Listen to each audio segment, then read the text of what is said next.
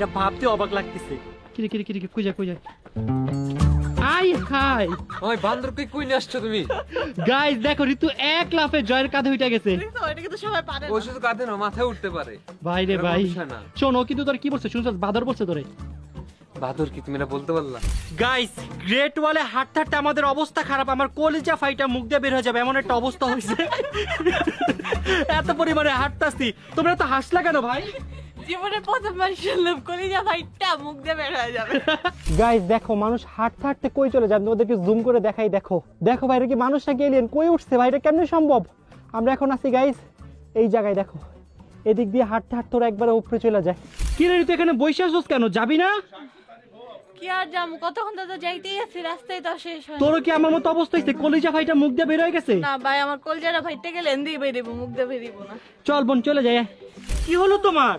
আমি আর যাইতে পারতেছি না, পা ব্যথা করতেছে। যেতে হবে তো, আমরা তো এখন অনেক উপরে। আচ্ছা তুমি এক কাজ করো, তাহলে মানে কোলে করে নিয়ে যাও না। চল আসো।